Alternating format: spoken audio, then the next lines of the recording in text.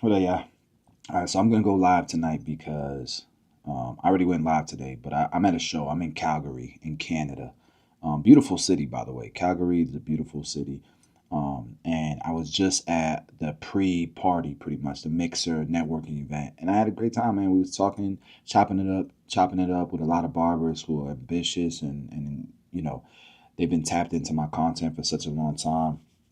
Um, but tomorrow is the actual event, the actual show, and I'm not gonna be able to live stream. But I'm trying to keep up with, I'm putting in the work, man. I'm having fun with this new wave here.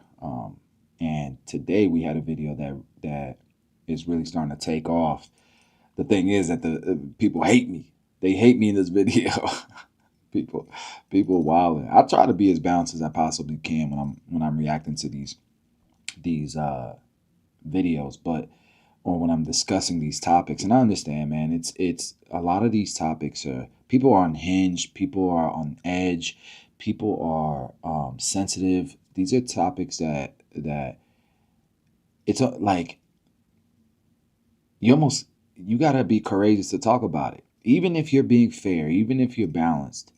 Um, if you don't agree with, there's a certain type of person that if you don't agree with them, they want to block you, they want to call you out your name, they want to call you a idiot, like all kinds of dumb shit. Nothing that they would do to my face, but nonetheless, it's a thing, you know. Um, and so, anyways, I wanted to go ahead and live stream again because I'm not gonna be able to tomorrow, but we'll have plenty of uploads. I'm live streaming now. We'll have plenty of uploads, and I had some content that I didn't get to check out. I'm going to try to stay out of politics as much as I can, even though I might touch it just a bit, because I want to see different perspectives. And there was a video about what's going on with the tariffs, so I might just watch one or two videos on tariffs. But let's open it up with this because the stock market has been interesting, and particularly, people. I read a comment earlier where somebody was like, "Oh, everybody's wealth is gone. Like the stock market's crashing, people's 401ks, blah, blah, blah." It's like nobody's wealth is gone if you didn't sell. And this is the truth during the recession, during, the pandemic. If you didn't sell, yes, your 401k looks crazy. Your Roth IRA has dropped substantially. It should be back up quite a bit if you didn't sell. And it's going to drop more, probably. Like this whole tariff thing, we don't know if it's going to work. But I'm still Team America. Y'all not, right? And I want to see everybody win. I want to see everybody win. We just want fair. Like I just want fair. I want everybody to win. I want everybody to be fair towards one another. There's no reason why, as a world, we can't all be thriving. So with that being said, I was just looking at the market and it's like, dude, yes, stock market is looking rough right now. That's not what. And people are like, this is what you voted for. Nobody lost money on. These are unrealized gains, unrealized losses. And it's crazy how many people don't understand the difference. And this is the average American, the average human being, bro. They say stupid shit like this, and it's dumb. So, anyways, I want to go ahead and check out this video. This is a video of people in 1979 in the stock market talking about their views of what's going on in the stock market. And so I want to hear I haven't watched this, but I can almost guarantee it's going to be very similar to the things you hear said now. And if you look at the history of the stock market, it tells a lot. So let's check this out. Man on the Street in 1964. You can see that film on my YouTube channel. Man on the Street was still thrillingly new in 1979. People were not worried about copyright protection, about privacy. They really were more curious and they wanted to appear on television. I'm interested in how they looked, the clothing. Notice how well dressed people were and how well they spoke. This wasn't just any part of America, of course, it's Wall Street. But take a listen to the last guy, because the last guy answers more than one word. Most people are answering one word because that's what I asked of them. Why? By the way, this guy's channel is amazing. So you're the original interviewer, bro? Wow. His YouTube channel is beautiful. He has a lot of film from the 70s. Why did I ask for one word? Because we were building a montage. It's at the opening of the film where people just go one word. What do they think of the information age? What do they think of computers? What do they think of government? But every once in a while, I was smart enough, thank God, to let someone ramble. So you'll hear a bit more. What do you do? What's your job? Look at this. Fixed So income cool. salesman. What do you feel about your job? It's good. There's a lot of opportunity there. Who do you think has the power in society? I think the working class does. There's a Wow. lot that they can do. They can organize themselves. I think the working class has the power. Wow. What is the word, what does the phrase information society mean to you? Way of organization. Way of determining things. Way that the American people are.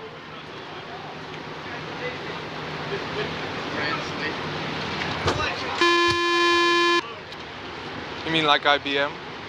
I think they have a lot of power. Who Yeah. has a lot of power? IBM. What do you think about your job? Sometimes I like it, sometimes it's exciting, sometimes it's frustrating.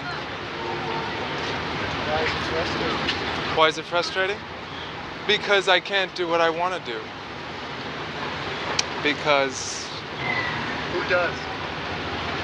I don't know if anybody does.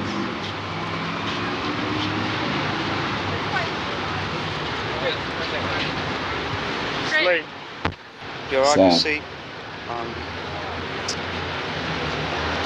Well, I'm Come sorry. back to it. Yeah, I'm a little shaky. Your job. My job, it's a living. Privacy. Privacy, loneliness. Ollie! Very good. Very good. First thing that comes to your head. Remember, you're going to repeat exactly what I asked you, okay? Okay. Computer.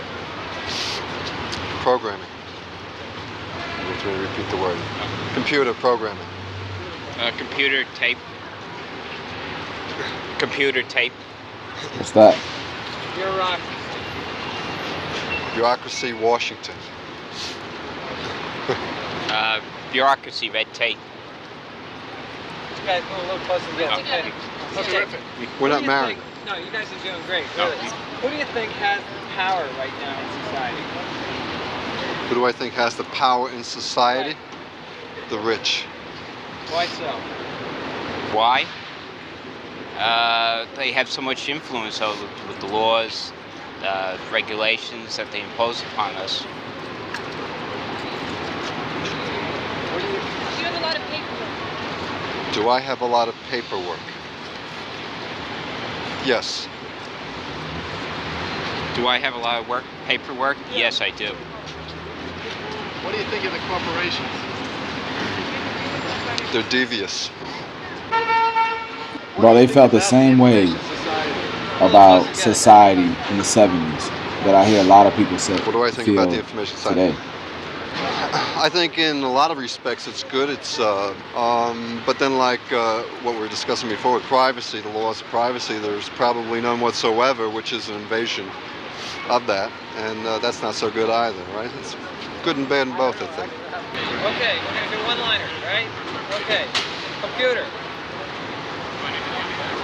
Computer?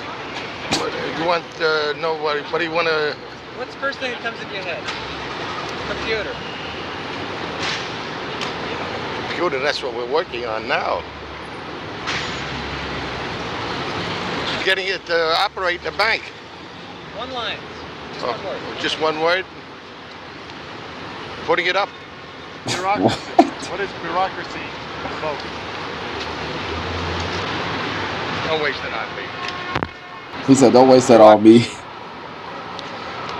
Well, there's too much bureaucracy going on today. Too much going on today. Your job. Well, my job is fine. The computer.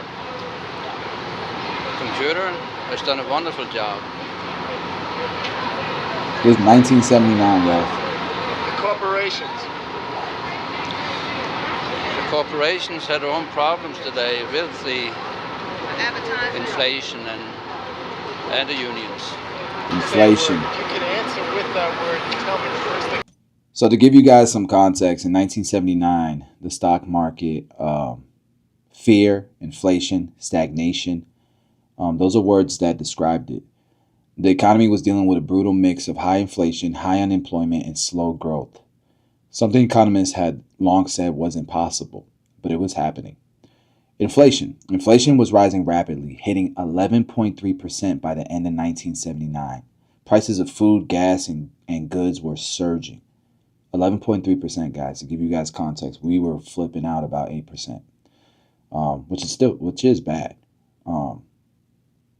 But it's important to look at history because it gives you clarity and it makes you understand a little bit of what's going on. Hope to understand a little bit of what's going on even today. Interest rates. The Fed's benchmark rate was raised to try and control inflation. It would peak at over 20%. Interest rates were 20% by the end of 1979. That meant borrowing was expensive, killing business expansion and consumer spending. Market sentiment was people had lost faith in the stock market. There were low returns through most of the 70s, basically flat for a decade. It was a lost decade. Time magazine's April 1979 cover famously asked, "Is capitalism working?" Gold and oil prices. Gold hit record highs. Oil prices doubled after the Iranian Revolution, which led to second major oil crisis. Gas lines, shortages, and panic were back. And in politics, crisis, distrust, and shifting power. The president was Jimmy Carter. They were facing economic turmoil and low approval ratings. Carter gave his infamous crisis of confidence speech in July 1979, also known as the Millionaire speech. Even though he never said the word, he blamed not just policy failures, but a moral and spiritual crisis in the nation. There was the Iranian Revolution and hostage crisis. Iran's Islamic Revolution toppled the Shah, who was backed by the U.S. In November, Iranian militants took over the U.S. Embassy in Tehran. 52 Americans held hostage, kicking off a 444-day standoff. Tension with the USSR was escalating. In December 1979, the Soviet Union invaded Afghanistan, leading to the U.S. boycotting the 1980 Olympics and worsening the Cold War tensions. Crazy. And so here's some parallels to today, from 1975 to today. There were inflation fears then, and there's inflation fears now. There's distrust in leadership and political polarization. There's fear in the market. If you look at the fear index right now, it's at extremely fearful. But there's huge opportunities for those who stayed in. And when we started this live stream, I talked about it's unrealized. So you only lose money if you sell. The thing is, in the 70s, it was 10 years of flat.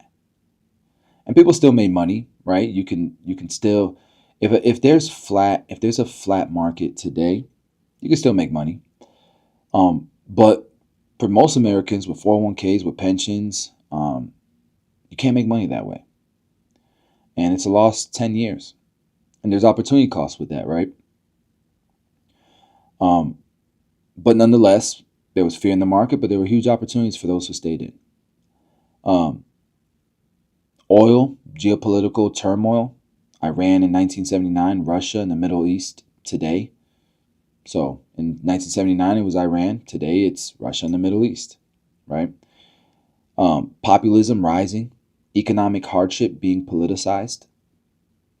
Very similar. The difference is it was a lot worse in the 70s, it seems like, with crazy interest rates, with crazy inflation. The stock market wasn't doing well. We've had low unemployment and high stock market growth while having all these issues. So it's been a little bit different, but nonetheless similar. So now that you guys have context, let's continue watching. Comes into your mind. Okay. Now it's interesting, right? Computer. A little bit more, I think. Numbers. Bureaucracy. Taxes. You can repeat the word. Let's do it again. Okay. I'll say bureaucracy. Just say Okay, you're trusting me, bureaucracy. okay? Okay. Computer. Computer, numbers. Bureaucracy. Bureaucracy, taxes. Privacy. Privacy, alone. I don't know. Instant communications. Instant communication. Fast. Government. What? Government. McGovern? The government. Oh, the government. Washington. The corporations. Business. Your job. My job? Typing, I don't know. Who do you think has the power in today's society? Mostly Congress. Repeat what I say. If I say sunshine, say sunshine. Uh-huh. No. Here we go. Computer. Computer. I'm not really understanding this, so you better just cancel it. Privacy. Privacy? Wonderful. Rollout. No, I'm That was a still guy wrong. with a hat. Nope, not a rollout. Yeah, okay. Corporation. Corporation. I really... Blank. Government? A little too big, I'd say. Need better leadership. Programming. Bureaucracy. Government. Your job. Fun. Government. Bureaucracy. Slate. Thank you.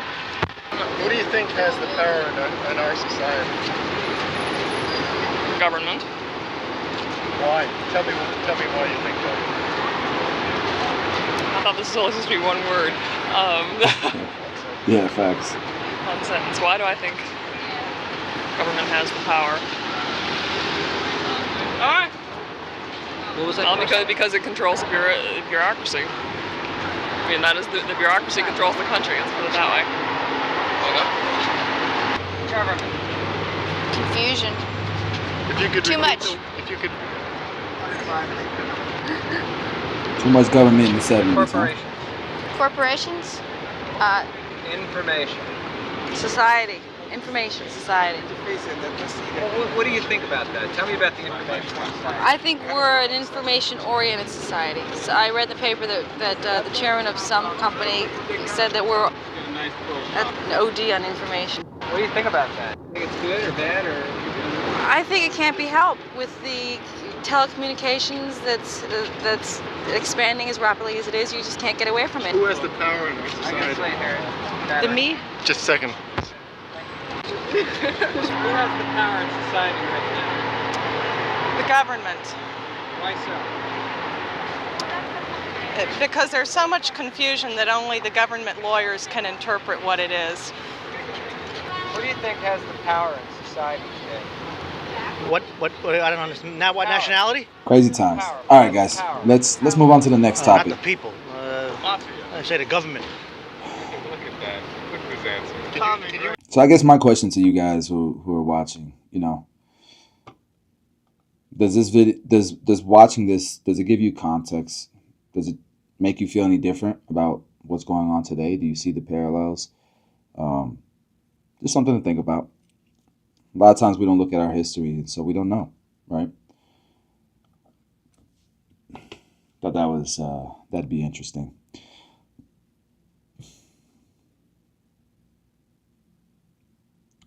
I want to watch this. Old Millionaire versus Young Millionaire. Now this guy, I haven't watched this video, but the old millionaire in this video, he lives in Tampa. And I only know that because he's known on he's pretty well known on social media. The one thing I never learned about this guy I'm about to show you guys is I don't know how he's made his money. I don't know what businesses he's ever owned, but he is smart. He seems to be a man of God. And then the young millionaire is Jordan Welch, and very different type of wealth. I kind of know how he's built his wealth with like e-commerce and social media and stuff, but I don't know that he's actually wealthy, in my opinion. You can grab some cash, you can make some money, you can make $1 million, right? Doesn't mean you're wealthy, right? So people make a lot of money, and after a lifetime, they got nothing to show for it. So, nonetheless, let's hear what this conversation is about. If it's worth, I hope it's worth our time. All right.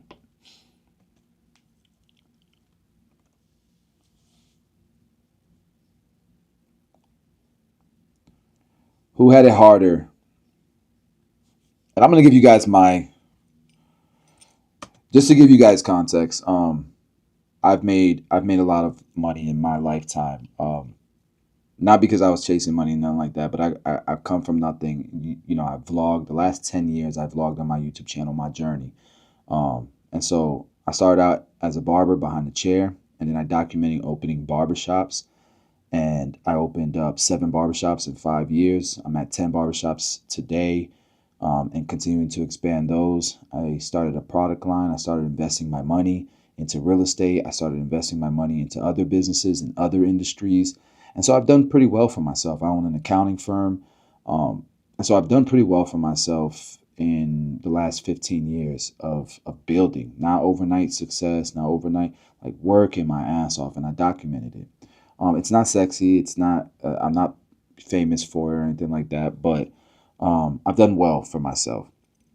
And so, I'll give you guys a little bit of my perspective, but this is going to be interesting. How you doing? I'm great, bro. How you feel? Yes, sir. Great to meet you. Yeah, it's nice to meet you too. All right, so we're gonna get into it today. Let's get in.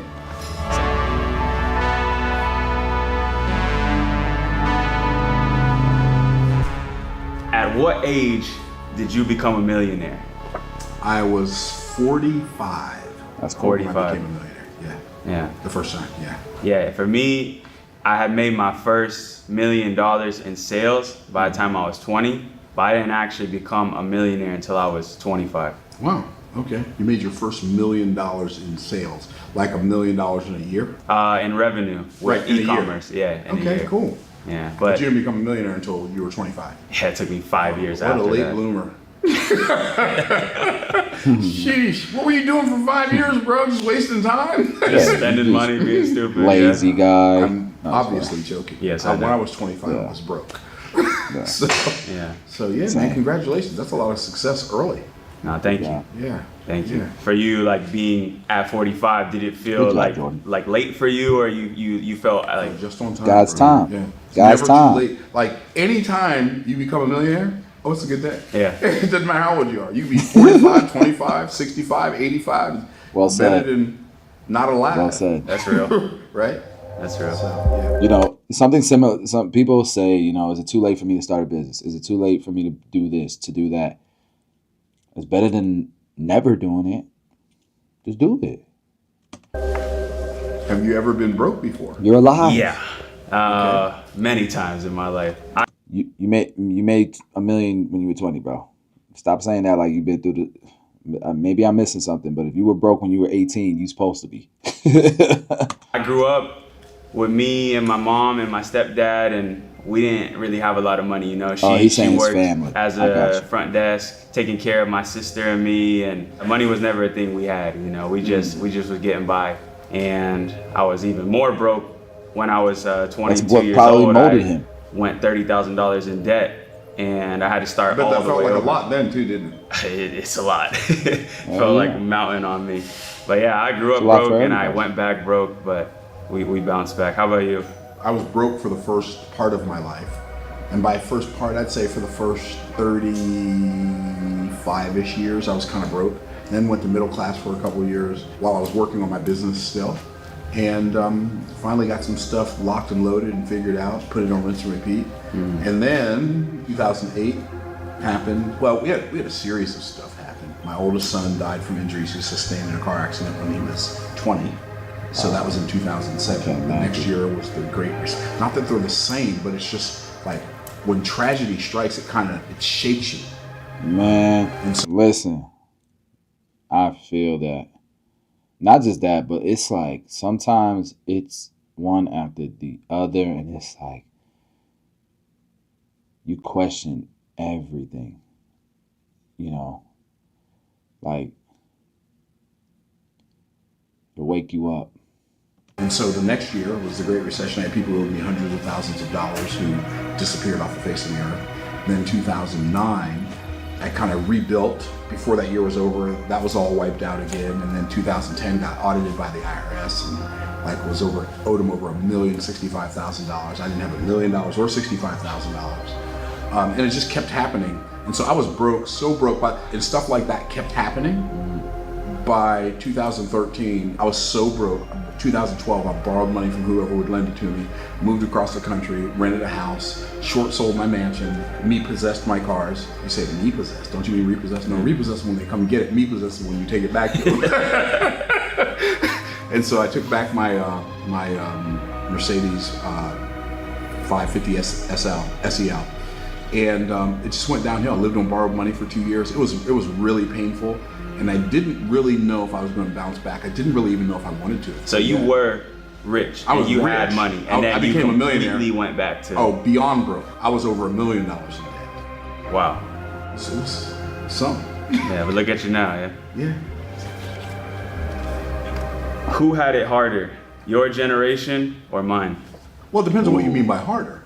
Everything that's easy is like also hard, and everything that's hard is also easy. I think as far as harder or easier seizing opportunity, definitely my generation. There wasn't nearly as much opportunity. There was no internet, there was no Google, there was no YouTube. So a lot of stuff that young people can do now to make fortunes, it didn't even exist when I was a kid. So what were the opportunities back when you were in high school that you saw people making money with? I didn't see people making money when I was in high school. No, no. High school? They weren't making no real money. No, it's true. It was a different world. It's true. You like now there's young kids with e-commerce, with TikToks, people making money. People making money, you know? Yeah, Juan, I did hear about that. And Conquer said, would you say it's fair to choose a career based off these three criteria? Not taxing on your body, has a natural inclination towards wanting to do said career. I don't know what the three things are, but if you're saying not taxing on your body, pays well. Yeah, I think that's good. I think that's smart. Why not? If those are your priorities, that's good. That's good for you, bro. Make it happen. Boss, did you hear about the animal they brought back? Yeah, I did hear about it. I heard it's not a true dire wolf, but it's very close and it's very cool. The technology that science is very, very cool and very, very scary. All right, let's get back to this video. So, I will say, and he's probably going to say something similar. They're two different kinds of hard. I hate this back and forth, who had it harder, the last generation or this generation, and that this generation's lazy. Trust me, my generation heard the same exact thing from the generation before us. And I'm sure that it's a never-ending cycle. And the youngest generation now is going to say it on the next generation. It's just, it is what it is. But they're all different kinds of hard. Now the world is always changing. You always have to be adapting. We didn't have the opportunities that a lot of young guys have now, where like being a millionaire at 20, you had to be a child star or something like that on television to do that. That's what you saw. I mean, even in sports at that age, you weren't getting rich. But now it's possible to get rich fairly quickly. I mean, drop shipping, and I'm not saying drop shipping, but you guys get what I'm saying. There's real technology that young people are taking advantage of. They're learning how to code, they're learning programming and stuff at such an early age, and it's life-changing. But here's the thing, there's new challenges for these young guys. AI is taking over. You have, cashiers are gone. Like it's a different world, and there's different challenges. So they're both hard. But I would say maybe on the back end it's harder today to keep up with everything and stay relevant.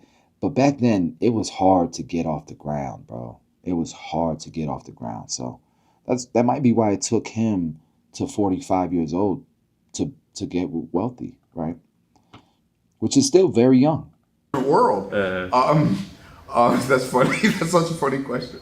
But they were selling candy or selling drugs or they were something they were selling drugs. I mean, there were some people selling drugs. Yeah, I definitely think it's easier now, but we have new challenges being younger, like with the social media, dopamine rush, with all this other successful people around you. You're comparing yourself. You saw nobody, but we see everybody getting rich. Who looks like they're getting rich. Yeah. Even the ones who aren't getting rich. No, we saw the drug dealers. We saw the criminals, to be honest. We saw the streets. That's how people was getting rich that way, or becoming a celebrity in Hollywood is different. You see people get. But social media got people depressed these days. Got people wilding out, acting different. Like it's different challenges. Getting rich, you see people pretending to get rich, and that causes you to put undue pressure on yourself. And there's just more opportunities like y'all have it harder in the area of opportunities to do things that can like end your flow, end your life, right? There's more opportunity for disaster in the life of a young person today than there was for a young person. Yeah, so that's what I meant by like, now it's to stay relevant, to keep it is harder because it's like shit is changing so fast. When I was a kid. Yeah. So it's just different kinds of hard. Let's see here. I figured they would agree with that. If you lost everything today, how would you get rich again? I actually did this before. Really? Last year, I did a challenge where I went back to being broke, and I started over from zero, and I tried to build $1 million business in 30 days, and I actually did it. I started by doing DoorDash because I didn't want to go apply and go for a 9-to-5. I had a car, so I went and did DoorDash. That's what I'm saying. Like, I wish DoorDash existed when I was younger. I wish Uber existed when I was younger. Bro, you had to literally work 2 jobs and beg the manager to give you a schedule that would work around barber school, that would work around college. Like, now you can turn it on and just make money at your convenience. And people be like, it's so hard to make money on Uber. Well, man, try making $4.50 an hour. Having to work from 4 a.m. to 9 a.m. because that's the only thing that's available. And then go to work from 11 to 2 and then go to school and then try to go back to the same job and get them to work with your schedule. Good luck. DoorDash every day, and for 1 week I saved up around $400, $500, and then I used that money to do e-commerce because that was the thing that worked for me in the beginning. That was my skill. So I started running ads on TikTok to a dropshipping store. I lost the first 500, so I started hustling again. I started doing DoorDash again. I started reselling from garage sales. We even started flipping Christmas trees because this was around the holiday season. We would go buy them from Home Depot, and then we put them on Craigslist and do free delivery. So that's how we were really making money, is that we were getting paid for delivering the trees. So I was just doing whatever hustle I could get my hands on to put into a business that was scalable, because none of those other things were scalable. And then I eventually got that store to the point where I was making $2,500 a day. And that was all in like 3 weeks. So you find e-commerce businesses like an easy way to, like simple, not necessarily I know easy, that's how, but a simple way to like create cash flow out of thin air. If you have money, it's good. You need capital though. To run ads is expensive. Okay. It's super expensive. Okay. That credit card, boy. Run that thing back, can't pay that bill. You e-commerce stuck. water. Man, crocodile almost bit my foot off. I'm like, nah, I ain't doing this. That's how it goes. That's fascinating. What did he do though? What did this guy do to build wealth? That's the thing. Like, I don't know how he built wealth. Have you ever had a moment where you thought you would lose everything? When you say everything, you mean like all my material possessions? Like, no, everything. Like, it's done. The career is over. Like, yeah. It was more like I felt like I'd already lost. I'd lost my money, my house, car. And how old are you when that happened? I was late 40s, early 50s. Most people, I feel like, you know, if they lost everything at that point in their life, they would have just been like, all right, like it's over with for me. Well, it wasn't like that I felt like it was over because I lost it. I felt like it was over because the thing that I lost that was the hardest to get back was the drive and the desire to do it again. Because I felt like if I do it again, there's... Man, when you go, this is why I tell people you have to save the game.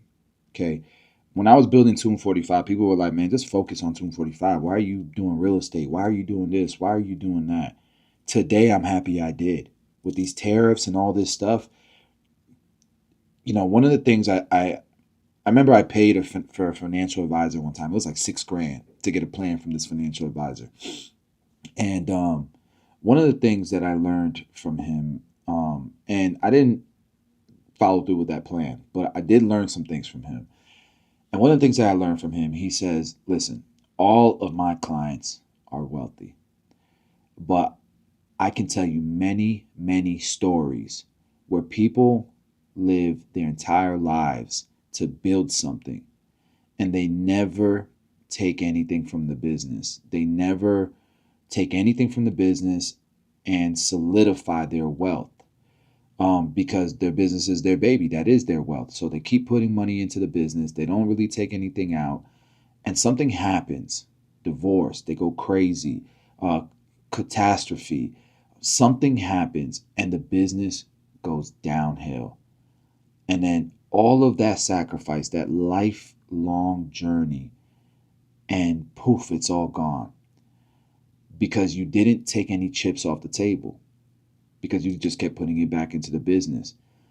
And that stuck with me. And I call it saving the game because, you know, I'm older than you guys, probably than most of my viewers. But we used to play Nintendo and Super Nintendo and Sega.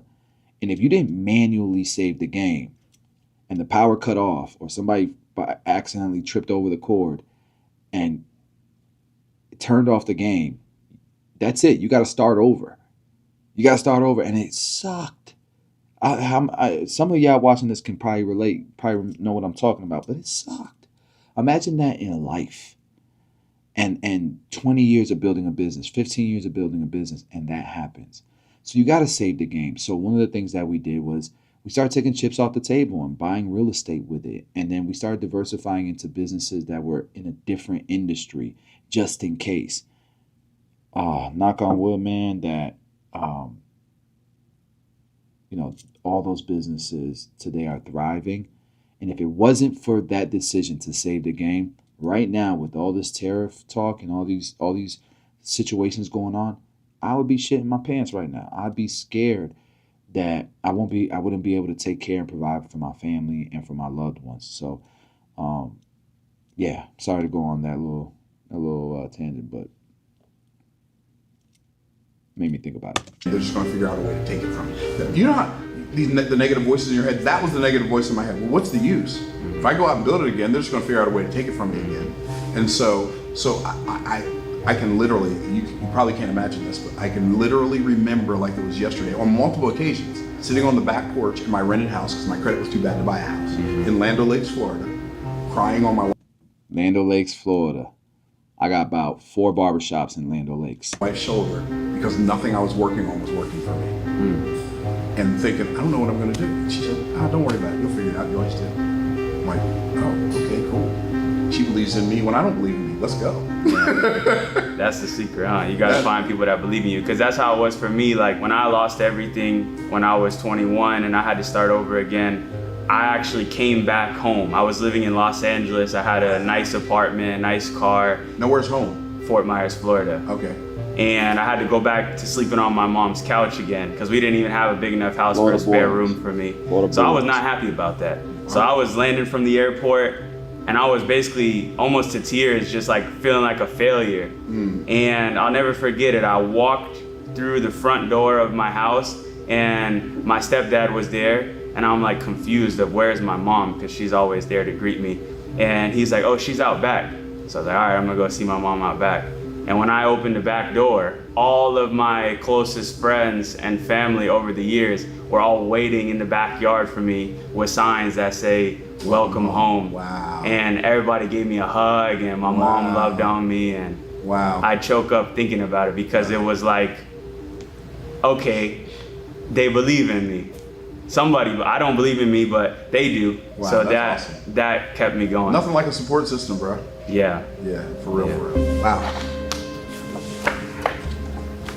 What's the dumbest thing that you spend money on? I always fly first class. I really like to do experiences at the highest level. Yeah. Like when you start to experience. All right, you guys let me know. I think flying first class is the biggest waste of money. And I might sound crazy here. The only way I'm flying first class is if it's a few $100s extra. But most of the time what you find is it's $7,000, $8,000, $6,000 extra. And there's no way in hell. I've flown first class before. It ain't that much better than economy plus, in my opinion. I'm not that uncomfortable on that plane, bro. I will keep my $7,000. I got people that depend on me. I will keep that $7,000. A hotel, that's different. If I'm staying a week, staying a few days, I like a nice hotel because I like room service. I like to be catered to. I like a clean, nice, comfortable bed. I like my sleep. I like to sleep good throughout that process. But a flight for $7,000, $6,000, there's just no way I'm doing that. I'd have to be done, set, done. And I'm nowhere near done. You know, can I afford it? Of course. Do I want to afford that? No. It's no different that I'm not buying Balenciagas. I just don't think they're that nice. I'd rather buy some Travis Scott's or some Grails or something. But there's people that genuinely, prefer, even an international flight, I ain't doing it, bro. I'll do economy plus. I'll do an exit aisle. I'll upgrade to the exit aisle. But I ain't doing it. I'm sleeping most of the time anyways. I can sleep. I knock out quick. I'm sleeping on that thing. But there's people who prioritize, who first class is a big deal to them. And I guess I get it, but bro, by the time I'm done with that flight, I already forgot about it once I'm in where I'm supposed to be at. Now, if you're doing it, if you got points and you got status, I'm gonna go crazy. But I ain't swiping that card for $7,000 for a flight. That's just me. But I do like nice hotels. It's like concerts or hotels at that 5-star experience. Then when you go and stand in the crowd, or then when you go and stay at the... I will say that too. I will pay for nice seats at a concert or a game. I will pay for nice seats. But that's worth it to me. And that's not $7,000. You know what I mean? Like, I can get front row seats at most concerts and most games for about $1,000 a ticket. And I did it with Bad Bunny. I did it with a basketball game recently. I did it with Drake. But that's also a core memory. That's an experience. I take a lot of flights. It ain't that important to me. Like, cool. I got a cubby. I can recline. I can sleep either way, in either chair, in any chair. I've fallen asleep in a VIP section at a club before. Fallen the hell asleep. The Westin, it doesn't hit the same. Right. Maybe I already ruined my dopamine receptors in that regard, but like everywhere we go, I'm not saying I'm going presidential suite, but I always try to get like nice everything everywhere I go. That's probably the dumbest thing I spend my money on. So do you really think that's dumb though? Because that communicates something to you about you that helps you believe in yourself when you get ready to go do the next thing, I think, don't you? Or no? Yeah, I love it, but somebody else could probably be like, that's probably pretty dumb. No. Yeah, like if you see last year, you know, all the trips and everything we did, you'd probably be like, all right, Jordan, like that's maybe too much. When you die, will your kids inherit all your money? Oh, but my kids and my grandkids, 100%, 1,000%. And I know a lot of people think, oh, you should give it away. Dude, somebody who doesn't know what to do with it? No, I'd rather give it to my kids who do know what to do with it. But what do you think about like the families where? That's the part though. You know, sometimes that's out of your hands, but you know, as a man, as a father, you would hope your kids would know what to do with it. You would hope that you would instill that into your kids. But I'm also not naive to know that there's outside things that could change that, could affect that. You know, kids get drugs are a thing, and kids get hooked, and great people have had kids who fell into hard times, man, and sometimes you can't do that. So in a perfect world, of course, but some people just ain't built for that, bro, and inheriting a lot of money could be destructive. So you just got to know, right? And I will say though, like, you can create a trust and you can design it in a way where, depending on the type of child that you have, the type of kid, you know, you can make it to where you can try to mitigate as much destruction as possible. But I think my ambition would be to leave my kids with a hell of an empire. Not just resource wise, but mostly here. And I would want to instill, as I'm raising them, to do the right thing with those resources. Where their kids get a bunch of money and then they don't have any drive or discipline, they blow the money away like most rich families. But the problem wasn't that they got the money. The problem was that they didn't teach their children. My son is my business partner in one of our most successful businesses. My daughter's the CEO of her company. She runs it better than I ever did. Right? So when my kids were in elementary school, we were playing Robert Kiyosaki's cash flow game around the kitchen table for cash, and the one who got out of the rat race first won $25, and the one who got out second got $15, or $10. The one who got out third got $5. I've been teaching my kids about financial literacy since they got here. Why would I give my money to somebody who's going to use it for God only knows what, when I can give it to people who can perpetuate the vision for the family? I just believe that not only am I going to leave all of my wealth. Listen, I'm the type, bro. I say I'll never fly Spirit again, and as soon as I see that damn ticket for the low, you see, I'm the type that I'm buying 10 flights, 12 flights.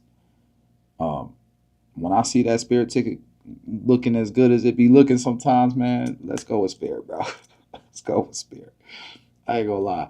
Frontier, sometimes they get me because I'm in Tampa. I'm in a small airport. If I gotta do Frontier because it's the only one way, nonstop, and it's cheap, man, I'm going Frontier. I don't care, bro, about no 2-hour flight. I'll fly in a damn propeller airplane. To my kids when I die, I'm passing some of that wealth on to them now. And the thing that inspires me most to create wealth is the fact that I'm going to leave it to them. And if you can teach them, then they're gonna want to go get it themselves. Exactly, and especially if you like when my kids were young, one of my sons said to me one time, "Yeah, we're rich." I said, "Y'all ain't rich. Me and your mom are rich. There's a difference." And so we didn't give our kids money. We gave them opportunities to earn money. And when they didn't want to, and there was a time in their lives when they didn't want to have anything to do with the family business. So I let them go get jobs and figure out how hard people who don't have family businesses have it, so that when they came back to the family business, they knew they had someplace to come, number one, and they knew when they came back, they knew what. Yo, my nephew texted me the other day. He said, "Yo, Theo," and I've been telling my family members, "Yo, be a barber. Just be a barber. Be a barber." Man, if I was your age, if I was in high school, man, I'd be trying to cut hair, bro. I'd be trying to cut. You make a lot of money. And my nephew's 16, so he been job searching.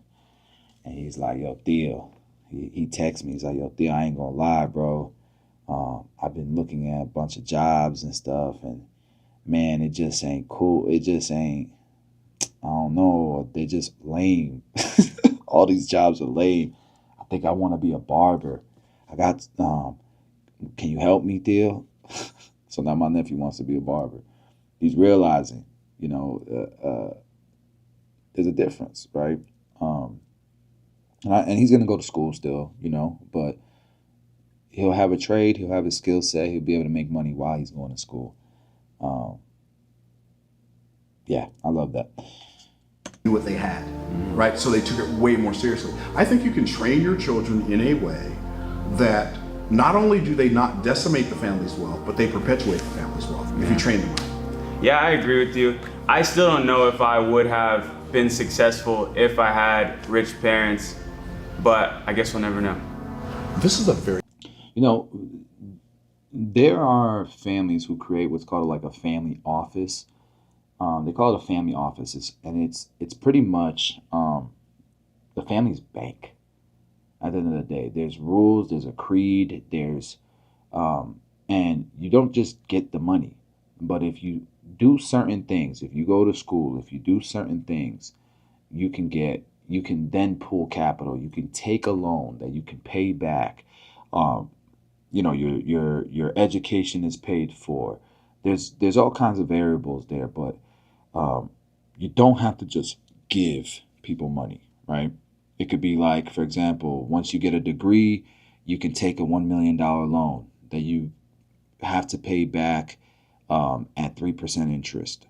Like, you're obviously babying them, but you're giving them opportunity. You're rewarding them to do something with that opportunity. And that you have to do this, you have to take this training, you have to read this book before you're eligible to take the next allocation. Shit like that, bro. Yeah. Very fun conversation. Yeah, it is. Mr. Jordan Welch. It is. Okay. Would you rather have $100,000 or 100,000 followers? 100,000 followers. Dollars. For sure.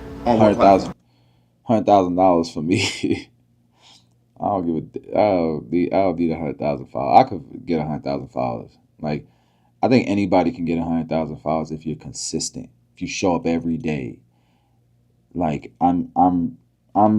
if I really cared about followers, you think I'd be pivoting right now? If I cared about views and stuff like that, I would just be doing haircut tutorials every day. There was a point in time where my YouTube channel was making $15,000 a month. And all I was doing was free haircuts. Recording them, throwing them on YouTube. It's not fun. It got old. It got repetitive, you know, and there's so many barbers that are doing that now it's taken care of. It's good, right? But for me, bro, like, I'm enjoying this. I'm enjoying what I'm doing right here. And I think it will gain traction. If you show up enough, people will find you and you'll gain followers. But that 100K, when you got nothing, but you have something here, yeah, we can make something work with that 100K. I'll go open 2 barbershops with that 100K. And that'll make me 100K a year for the rest of my life. And we just keep snowballing that. It's a great start. And then I'll document it on social media and I'll get the 100,000 followers on top of it. But Jordan Welch is an e-commerce guy, so he's a smart guy with e-commerce. So I'm sure, you know, he feels the same way. He feels the same. He can leverage that shit and build the wealth really, really quick. So I think we're both right. It's just what type of personality are you and where are your skill sets? Where are you? What skills do you have? YouTube. You give me 100,000 subscribers on YouTube, I'll make $100,000 in a week. Let's go. Yeah.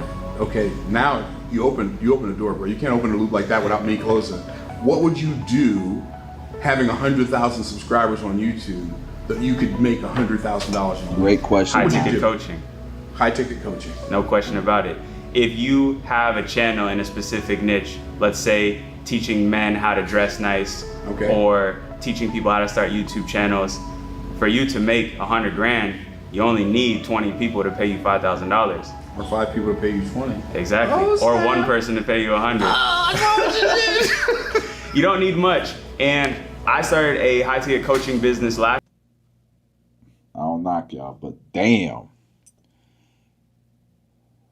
People be spending money on some coaching, bro. High ticket coaching. I ain't never done that kind of ticket. Those some different type of tickets. Last year, after I sold my software company, I have many people reaching out to me to help them start YouTube channels. And this business has been the most cash profitable company I started in years. And it's easy. Like, I'm literally getting paid over 100 grand profit a month just to talk about the thing that I love the most, which is YouTube. Yeah, high ticket coaching all the way. And you could really coach people on anything. Whatever your skill is, you could sell it. No, I'd rather have 100,000 followers on YouTube as well. YouTube's my favorite platform. I've been on YouTube for 15 years, but I didn't know that it paid. I was on it for 14 years before I even knew they paid people. So here's what's really crazy. Like, the way that I make money with my high ticket coaching is on a second YouTube channel that I feel like, how does that happen? I feel like at this, come on.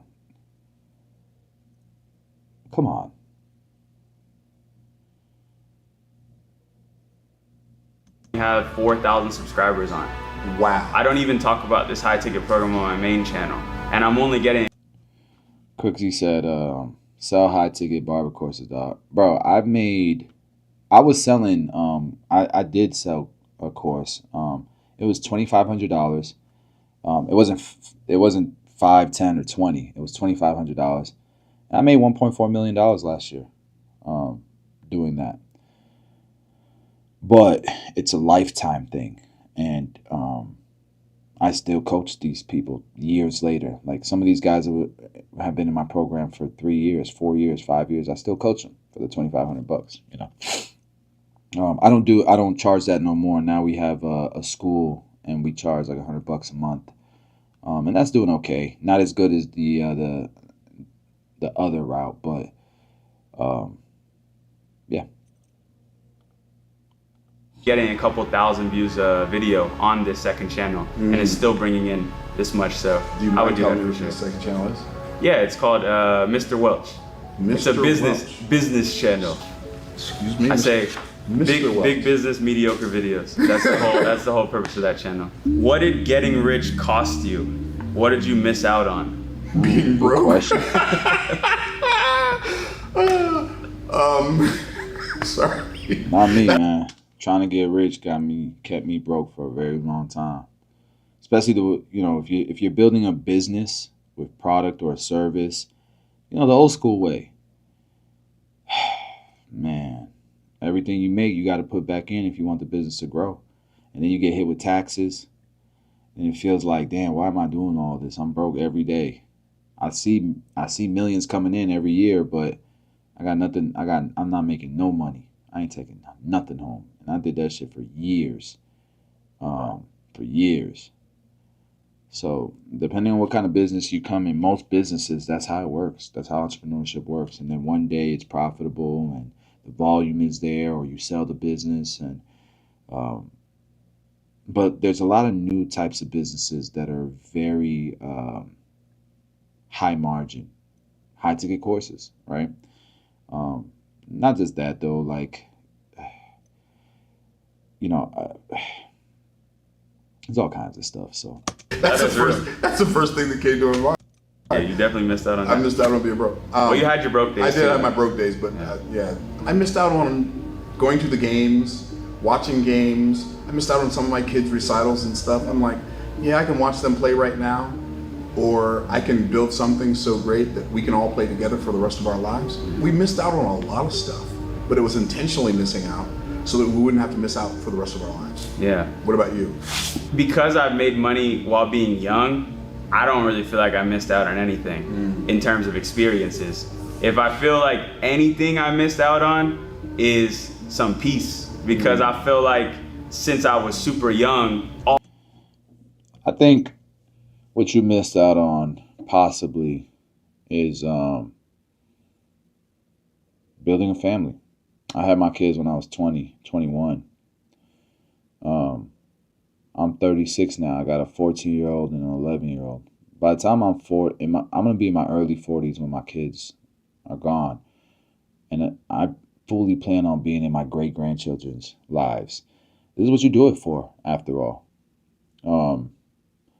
And so the sacrifice was, I missed out on the beginning of my kids' lives, but I'm going to be in their lives and my grandchildren's lives. And I have a wife that I've been with since high school sweetheart, who's with me before the money, before the success. She was with me when shit was ugly, poor, broke as hell, government, everything, with home, government assistance for like everything. We was broke, and she was there with me by my side the entire journey. So you miss out on that, Jordan. Not that that's bad. Like there's people who start that in their 30s or even in their 40s, and that's great for them. But I get a lifelong of that. You know what I'm saying? Where, I didn't get to enjoy my youth the same way that you did. So there is compromise both ways. I just don't think that you see it because you're young. All I ever wanted was to get Hopefully that rich. makes So when sense. I look back at high school days, I was very anxious and I was always like just thinking about money. So I guess maybe a normal experience of a kid, I missed out on some of that, but I've now got to do all that stuff now as an adult. So. And if you had to do it all over again, you'd probably choose the same thing. That's right. Yeah. Be honest. Is there anything you miss about being broke? No. Hell no. There's absolutely nothing that I miss about being broke. I detest poverty with an intensity that is magnanimous. So no, there's nothing. That's a new word for me. You said magnanimous. Magnanimous. I like that. I'm gonna use.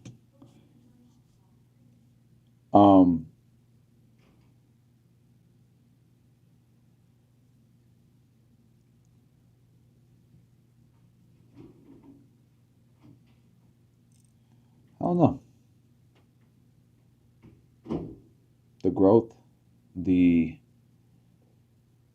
chapters, the experiences of success, of I did it. Like I don't know. Maybe he's got a point. Use that one. Yeah. Nah, I think there actually is one thing I would say. Okay, before, and I think this is just from going to being a boy to a man, but like before, I felt like my circle and my family and stuff was like taking care of me, and they still do, but now I feel like everybody's looking at you to take care of them. I'm taking care of everybody, financially, mentally, emotionally, so like that dynamic has shifted, but I don't think that it's all because of the money. I think that's just when you become a man, I think that's what happens, but maybe I look back on like, if there's anything, I definitely sometimes miss that. Yeah, there is a level at which you feel like if you've got something, I don't miss too much.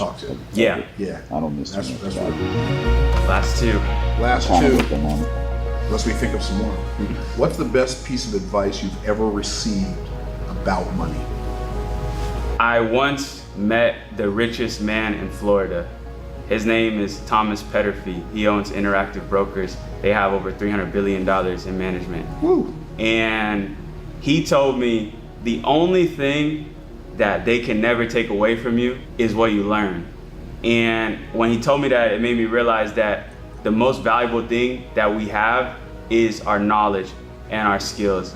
So if we are constantly pursuing knowledge and constantly getting better at the things we focus on, I feel like you will that's never common go broke sense, in your entire life. That better be common sense. So Y'all for me, listening to that this? has been I hope the that's greatest common piece of sense, advice I learned about making money. Wow. So for me, he patted me on my shoulder. He said, "Man, you've done really, really well, but you could do so much better."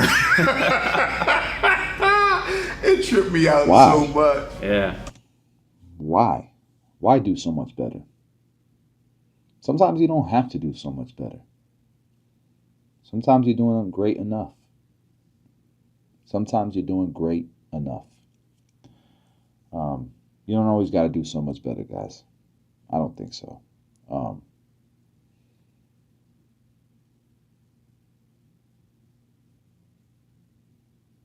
Sometimes it ain't the right time. Sometimes you should live in the moment. You're in a chapter where you should live in the moment. And when you should do better, when you figure that out, you will. Cool. This was a cool video. It's different, you know. I don't know how I felt about that video. It was okay. All right. I do want to watch this one because it's so different to what I've been watching lately. And after this video, I'm probably going Gonna hit the haystack. I'm in this hotel, tired. But if I don't do this now, I probably won't do it tomorrow because I'm at a show. All right, y'all want to see this? Let's watch this one. This one's going to be interesting. This one is how to pick a wife who won't divorce you.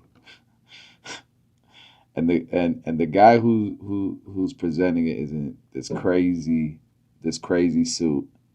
And it just reminds me of, the whole, what is it, red pill or blue pill? One of them pills. That whole culture, right? Let's see if it's like that, because he says it's science-backed. I don't know how I even found this video. 3 factors that will statistically increase the likelihood of your wife divorcing you or your future wife if you're not yet married. I recently had a very interesting conversation. The answer to this is a marriage is led by God. That's the best one. It's the best marriage, boy. I'm trying to tell you. But let's see what his science-backed answer is. With Mackin Murphy. He's an evolutionary biologist and psychologist who revealed these 3 traits that will increase the likelihood of a woman initiating divorce education, or a marriage breaking down. Now, we're going to start with body count. I know that many of you people were probably expecting this one to come up, but it's not exact. I will say this, there is some truth to the whole body count thing. This is why I'm okay with my kids marrying young and settling down young. I'm okay with it. And let's see why he says body count. Exactly what you think it is. Now, there have been studies that show that women who've had multiple premarital sexual partners will experience a significantly higher risk of divorce. And there are 2 possible reasons as to why this might be. Number 1, there is the possibility that as a woman has more sexual partners throughout her life, perhaps she begins to devalue the sexual union. Perhaps it becomes less important and meaningful to her. I get that point. I agree with that. But is it even just sex? I feel like it's also, I think it's also, you have all these people that you were intimate with, that not just intimate sexually, but intimate romantically, life, like you partnered with these people, with many, many people. Maybe it's not just sex. When I think of body count, I think of not just sex, like probably relationships as well. Like how many girls have like fucking 7 boyfriends before they get married, and so they're always thinking about that other guy. I feel like, and vice versa. To her, compared to a woman who's had fewer sexual unions. However, the other possibility, and both of these could be true in tandem, is that a woman who has had many premarital sexual partners just naturally has a higher sexual appetite, which means that the monogamous nature of a marriage is simply less suited to her.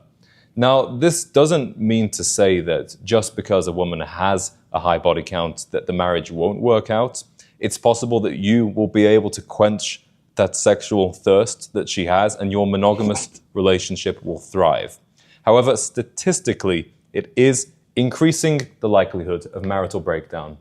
Now, here's something you probably haven't thought about, which is cohabitation. Cohabitation. How are they coming up with these stats is what I want to know. I'm about to chat GPT that. With previous partners that she was not married to. So women who had multiple premarital sexual partners or cohabitated with partners other than their eventual husband experienced a significantly higher risk of divorce. And specifically, the risk of divorce was highest for the women that have had multiple premarital residential co-unions. So if she has lived with 3, 4, 5 previous boyfriends before the age of 30, that might be something you consider a red flag. That's definitely a red flag. I'm going to move on now to the second one, which is education. Many men will consider body counts. Immediately, it's in our pop culture that men are slightly wary of women that have a high body count. But All right, guys, I want to show you this fact checking Browski, and yeah, it looks like ChatGPT kind of agrees with him. So if you scroll down here, where is it? Yeah, so women with 0 to 1 premarital sexual partners tend to have a lower divorce rates compared to women with 5+ partners. Divorce rate lowest for women with 1 or 2 sexual partners prior to marriage. Look at that. This is from the University of Utah study. They found that divorce rates were the lowest for women with 1 or 2 sexual partners prior to marriage.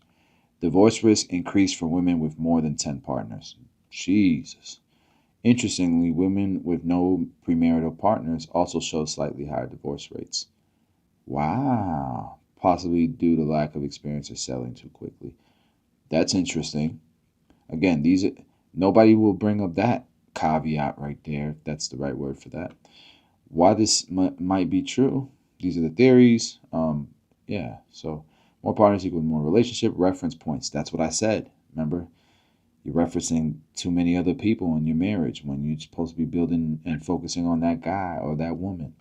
Attachment patterns, selection bias, people with different values, risk tolerance. Okay. And important caveats, cultural context matters. In more secular or liberal areas, these patterns may not apply the same way. Male partner count doesn't show the same effect consistently. That's interesting. Modern day trends are changing dynamics. So 2020's data may shift. So, I mean, he's so far, although he looks crazy in that suit, doing a lot for this little presentation, he's got some bars. But the same types of men are often not thinking about education. When you ask them what they're looking for in a future partner, they'll tell you low body count, but they're not saying needs to have a bachelor's degree. However, what I'm about to say might change that for you. So there was a study in 2015 at the Pew Research Center that found approximately 78% of women with a bachelor's degree who were married between 2006 and 2010 could expect their marriages to last 20 years. So 78% of women with a bachelor's degree, their marriage would last 20 years. However, if you compare that to the women that only had a high school diploma or less, they didn't even graduate high school, 49. then only 49% of those women could expect their marriage to last 20 years. So that's a shocking difference between women who have a bachelor's degree and women who just have a high school diploma. Now think about why education is so important for marital success. It indicates a couple of things if a woman is well educated. First, she has the potential to earn more money. That will take some of the financial stress out of your marriage. Finances is a common cause for arguments, unhappiness in the marriage. But here's one you might not have thought about, which is communication. And now my bad drawing makes it look like she's very angry. This is actually demonstrating effective. Nobody wants an airhead, bro. Nobody wants to marry and build a family and a future, a long future with an airhead. Communication skills, often the dissolution of a relationship. But I also feel like, I don't know, in 2025, bro, high school diploma, bachelor's degree, is it really that far off education-wise? I don't know. Relationship or a marriage will result from a breakdown in communication. If a woman is more educated, it's more likely that she will be able to express herself eloquently, and you can resolve those issues without getting divorced. I've got another study from 2013, which investigated the impact. So I see family history there, and I will say, I tell my kids all the time, listen, don't put me in no room with a bunch of crazy people. Don't put me in a room with a bunch of low vibration, with some dummies, with some people that ain't got shit going on in their life, with some people that's going to put me in danger. Make sure whoever you start dating, make sure their family is good too. I'll tell them now. I tell my kids that at 14 and 11 because it matters. Impact of educational attainment on marital stability. Again, individuals with a higher educational attainment, less likely divorce. And this was the study that came up with the Well, it actually found that education contributes to the financial stability and the effective communication skills. Another study looked at the divorce rates by educational attainment across various age groups. It found that individuals with a bachelor's degree or higher had a divorce rate of 25.9%. Those with some college education had a divorce rate of 36.3%. So that's an 11% increase just because they didn't graduate college. If you only have a high school diploma, the divorce rate is 38.8%. And if you didn't graduate high school, that's the highest divorce rate of all at 45.3%. Yeah, that's crazy. Now here's where things get really, really interesting. We're talking about family history. Now it seems fairly logical that if you grew up in a household where a marriage broke down, you saw your parents get divorced, you were around that conflict, and divorce has become somewhat normalized to you. It shouldn't surprise you that a parental divorce increases the likelihood of the offspring's divorce by approximately 40%, a 40% increase if her parents are divorced.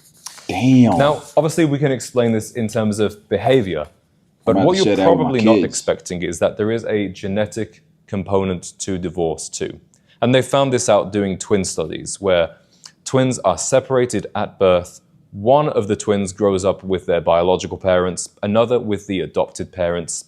And twins that grew up with the adopted parents, even if the adopted parents stayed together, they still had a higher risk of divorce.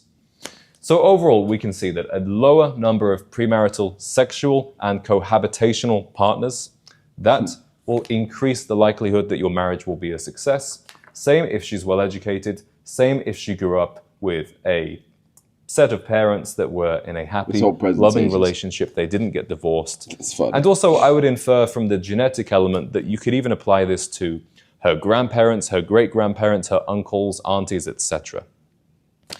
So, what about you? What are the factors for men that will decrease the likelihood of them getting divorced? Well, it actually all applies completely the same. A man with fewer premarital sexual partners, less likely to get divorced. A man with fewer But remember, we fact checked this. For the men's side, it's the body count thing is inconsistent. It's not as consistent. And I get why. Men don't get attached like that. But it's still a problem. Don't get twisted, it's still a problem. Cohabitational partners before marriage, less likely to get divorced. And I'm on 2 so far, so I should watch out for that. A more educated man, less likely to get divorced, especially when he's earning more money. And a man with a family history of stable marriage and obviously that genetic component. So what this tells us about how we should go about our lives as men, it tells me that if you want a woman who has high standards, a woman that is likely to make a great... Young men. It ain't this serious though. Like acting like this and you too, bro, you too young in this video. You too young to be doing all this. I don't know. It just seems off. Just be cool, man. Just be you. Just be chill. I just feel like these are no-brainers. Like I don't want a woman that got a high body count. You know, I want a woman who's educated, who's smart, who can have a conversation. And I don't want to get wrapped into a shitty-ass family tree. You know what I mean? So all of that's important. But my man got the damn presentation, the suit, breaking it down, and he looked like he barely 20. Great marriage partner, great mother. Talking about he better be careful. He's already at 2 for the body count. To your children. What's up, you Leah? need to hold yourself to those high bed. standards too. I'm in Canada. If you want a woman with fewer premarital sexual partners, perhaps you ought to be more selective with your partners also. If you want a woman who is going to be educated, she's able to communicate effectively with you. You want to take your education seriously. Let me look at the comment section. No, I ain't crazy.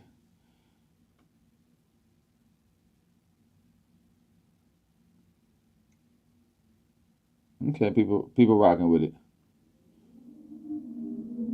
Make sure her father's in her life. I don't know. I think this is a good baseline, but it's obviously there's good women that I don't know about the body count one, but if you got a high body count, either way, I can't rock with you. But there's women who don't have the highest education, but they're very smart, can carry a great conversation. And there's women with a fucked up background. I come from a fucked up background. My wife comes from a fucked up background. But we use that family history as motivation to change our family tree, and we work together to make it happen. So as long as that significant other, you know, they locked in on the same mission, and we knew this at a young age, me and my wife, and we did great. I was 16, she was 15. Now I'm 36. We've been together a long time, and some of you guys who've been following me for a while, y'all have seen the journey, bro. We built each other up in an amazing way. So although this is a good baseline, you know, that's all it really is. Crooksy said, if she let you hit the first night, that's the baseline facts. How many other people she let hit the first night? That's another thing. I be seeing the red pill, the blue pill. I forget which pill they be on. But talking about if she don't let you hit it the first night or the second night or the third night, then leave her. Because she going to let somebody else do it. Like, why would you want to, what? Why would you want, all right, I'm done. All right, guys, that's it for tonight, man. I'm done. I had a good time, you know, going live with y'all. These were a little bit different, a little bit off of the politics and stuff like that. Yo, I got a video right now that's going crazy. People are going in the comments, going in on me. It is what it is. I'm not going to apologize for touching controversial subjects. I will touch those subjects. I do want to do right now. Tariffs is what's hot because it's important. It's affecting my business, my daily life. But you know, we definitely need to lock in on more business stuff, on more relationships and leadership stuff, and just dope shit, man. Current events, even sports and hip hop. I just want to do everything. It's barbershop talk, bro. It's what I've done my whole life. So why not bring it to the YouTube space? All right, y'all. Y'all have a good night, man. Thanks for hanging out with me.